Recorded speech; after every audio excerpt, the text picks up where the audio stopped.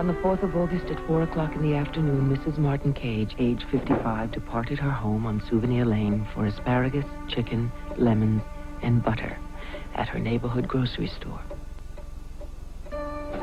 At around 4:40 that same afternoon, Miss Phyllis Dean, early 30s, medium height, walked out to her car in the parking lot of Beach's supermarket.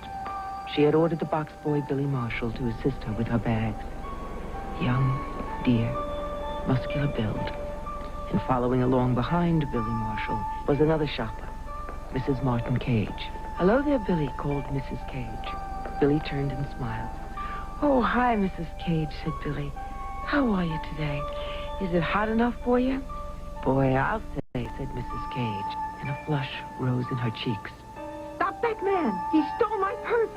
Miss Philistine was screaming.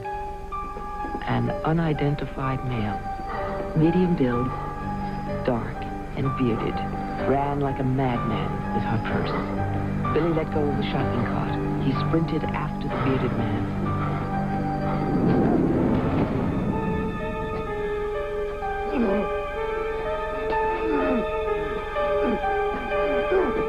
It appeared that Billy had saved the day.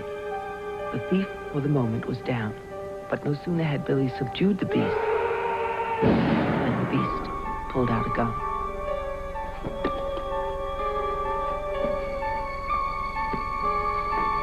Oh, dear God.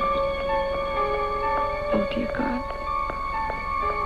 Oh, dear God in heaven. Billy lay bleeding in the parking lot, a bullet in his chest. The older woman, Mrs. Cage, knelt horrified beside him. She touched his face. She held his face. She begged him not to die. "Billy," she said. "Oh, Billy. You'll be all right. You will." The box boy said, "It really hurts." And then he closed his eyes. "Stop that man! He's got my purse! Somebody stop that man!" The younger woman, Phyllis Dean, screamed and screamed and screamed. Till Mrs. Cage picked up the gun, aimed it very carefully, and shot screaming Phyllis Dean right between the eyes. As she drove away from the grocery store, it all seemed to Mrs. Martin Cage very much like a terrible dream. It was worse to discover she was fully awake. Wide awake. She was never so wide awake.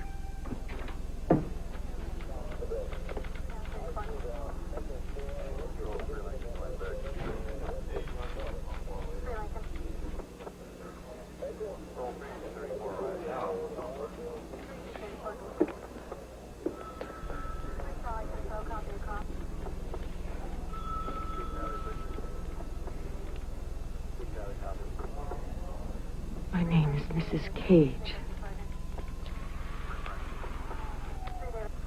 I saw him right away. He was rounding up the carts.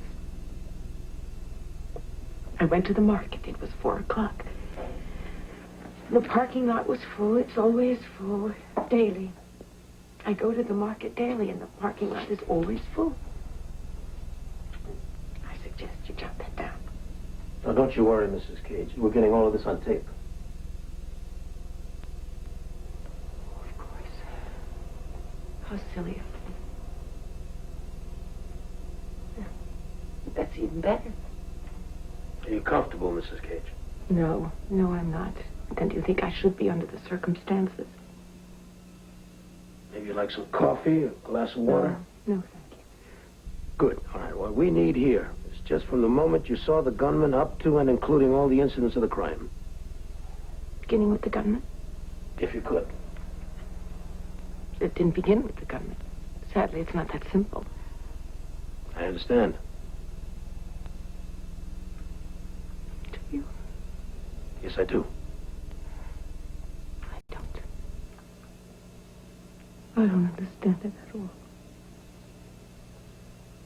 Can you describe the gunman, Mrs. Cage?